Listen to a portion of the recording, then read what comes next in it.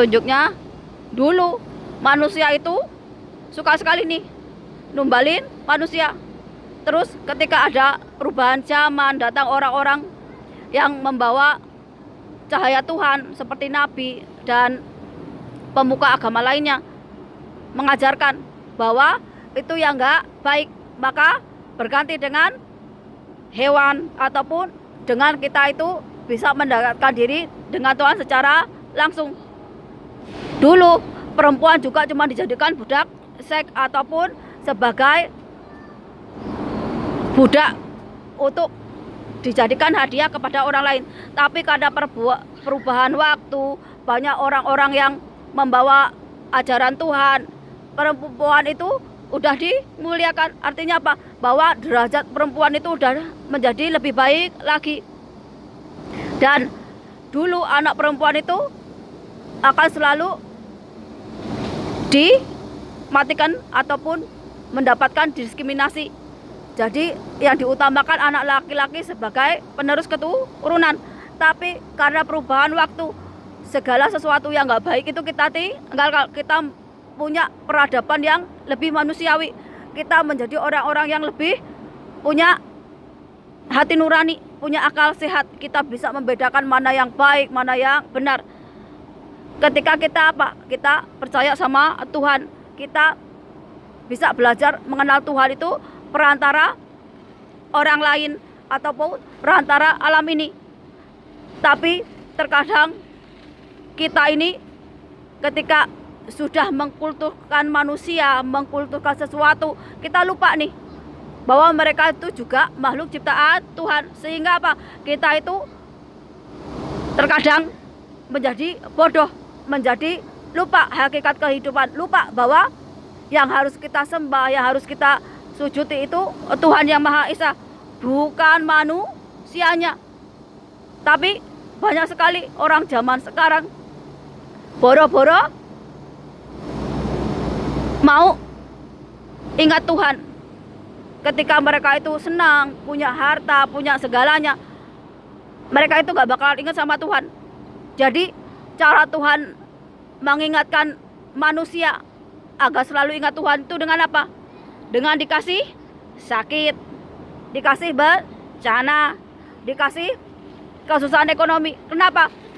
Karena orang-orang yang mengalami kesusahan ini, tiap menit, tiap detik, tiap waktu dia akan selalu mengingat Tuhan, selalu menyebut nama Tuhan. Kalau nggak percaya kalian lihat aja, orang yang dikasih musibah pasti akan berteriak-teriak menyebut nama Tuhan. Orang yang dikasih sakit selalu akan berdoa pada Tuhan agar dikasih kesembuhan. Orang-orang yang lagi mengalami kesulitan ekonomi ataupun yang mengalami keterpurukan itu pasti akan rajin banget beribadah kepada Tuhan, akan selalu mengingat Tuhan dimanapun dia berada. Contohnya saya, kalau saya seperti ini berarti selalu mengingat Tuhan. Kenapa? Karena lewat ini aku itu selalu diingatkan sama Tuhan agar selalu dekat. Tapi kalau kita lagi seneng-seneng, kita lagi enak-enakan, kita lagi foya-foya, kita gak bakalan ingat Tuhan. Banyak kasus di masyarakat seperti itu. Kalau kalian nggak percaya, kalian rasakan sendiri. Kalian bisa lihat orang kalau dikasih bencana baru nih menyebut nama Tuhan. Tapi kalau lagi makan bakso, lagi have fun, pasti nggak ingat Tuhan. Karena apa? Karena merasa dirinya lah Tuhan, sehingga nggak butuh Tuhan. Butuh Tuhan itu kalau lagi sakit, dikasih musibah, dikasih miskin, dikasih sesuatu yang nggak baik. Kenapa? Karena saya juga seperti itu. Makanya apapun yang terjadi, aku tetap bersyukur. Kenapa? Karena ini jalan Tuhan. Saya juga cuma belajarnya dari kehidupan sehari-hari. Agar apa? Agar selalu ingat sama Tuhan. Dari Islam, aku bisa mengenal orang Pakistan, orang Arab, orang Indonesia, Malaysia. Dari agama Hindu, agama Buddha, aku bisa mengenal orang Nepal, orang Bhutan, orang Thailand, orang Cina. Karena apa? Karena agama Hindu, agama Buddha itu dari batin. Jadi batinnya saya juga ngerti nih. Oh, ini yang diajarkan di agama Hindu, agama Buddha seperti ini. Melalui orang-orang yang mengandung kepercayaan seperti Kapitayan dan sebagainya, saya ngerti. Oh, ternyata ketika saya itu percaya sama Tuhan, zat sifatnya Tuhan, berarti ini nih yang dipercaya oleh orang-orang yang mengandung kepercayaan, oleh orang nenek moyang kita dulu. Walaupun belum dikasih nama agama, tapi mereka udah ngerti nih Tuhan, esensinya Tuhan secara energi, secara kekuatan, secara vibrasi, secara yang nggak terlihat, secara kegaiban.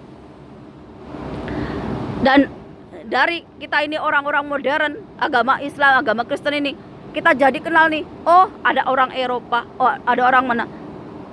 Tapi kalau kita melihat itu dari peragamanya, tentu saja kita itu akan tetap berbeda-beda. Bahkan kita itu bisa jadi perang, kayak perang salib dulu.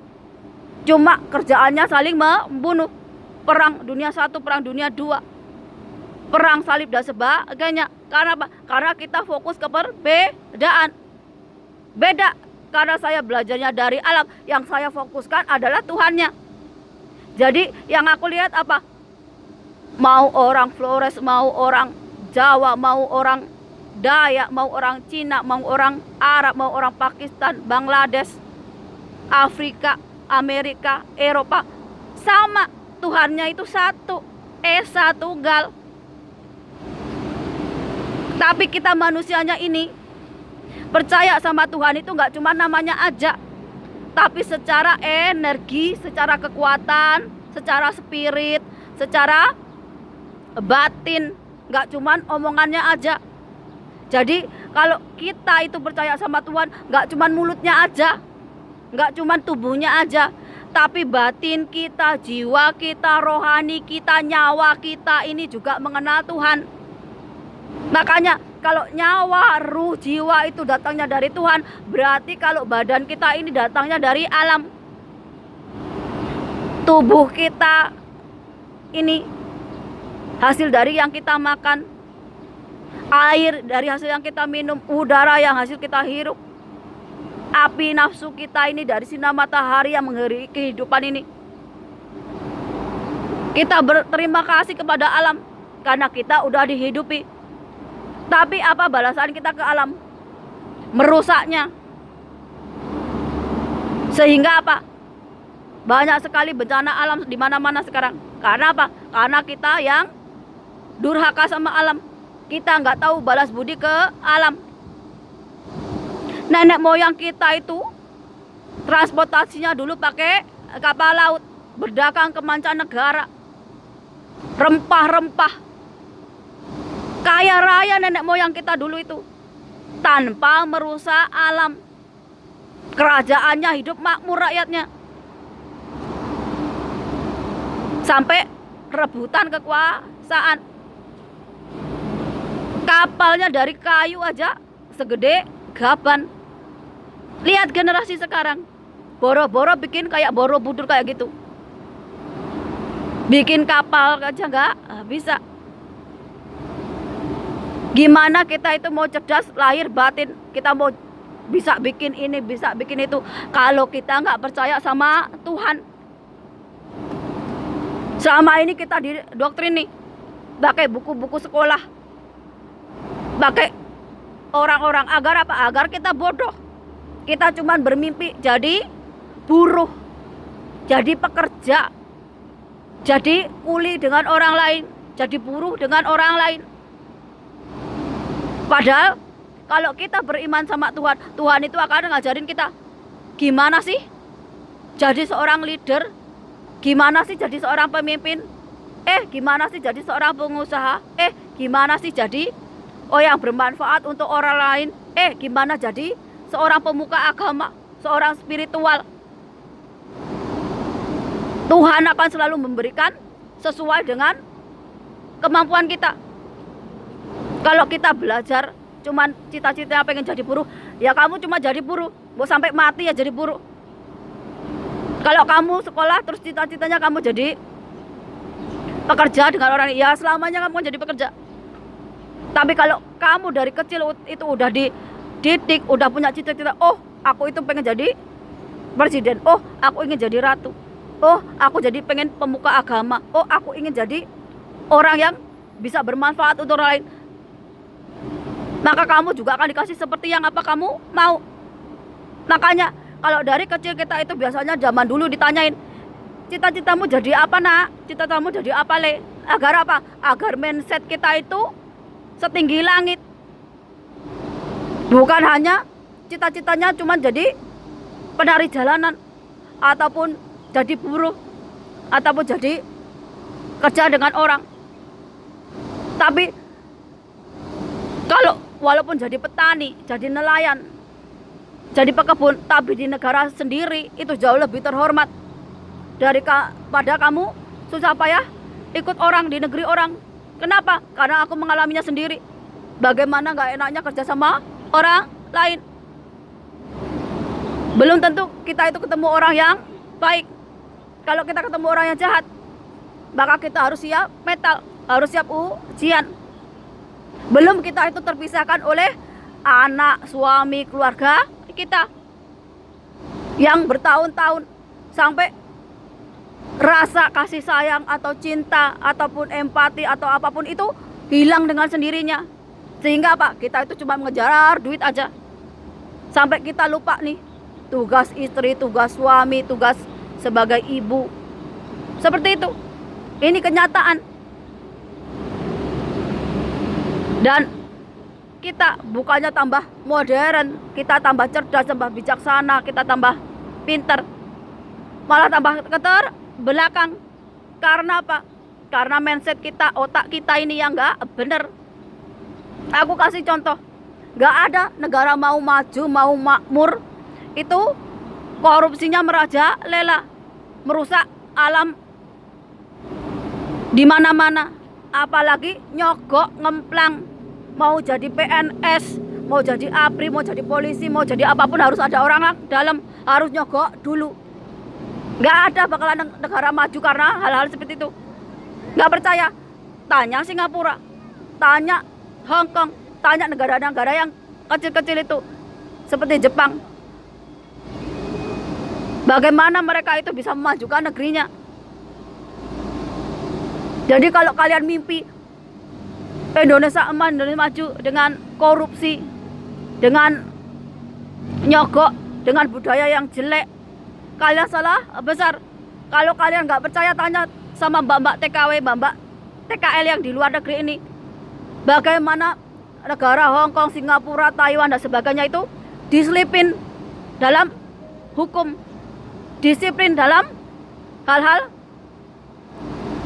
yang berbau dengan norma budaya, norma agama. Jadi jangan hanya karena oh Indonesia mayoritas Islam terus negara paling baik, jaminan mutu, belum tentu.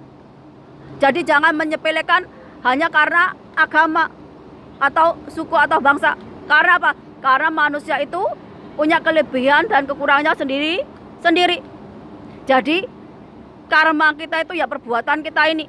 Kalau kita jadi orang yang nggak benar, orang yang nggak beres, ya kita akan berujung dengan malapetaka atau yang nggak baik. Tapi kalau kita jadi orang yang benar, orang yang baik, orang yang adil, ya bermanfaat untuk orang lain, berarti kita kedepannya akan hidupnya cerah. Kita akan dikenang karena kebaikan kita, karena hal-hal yang positif. Bukan kita itu diingat, dikenang orang karena perbuatan bejat kita, bajingan kita, nggak baik kita.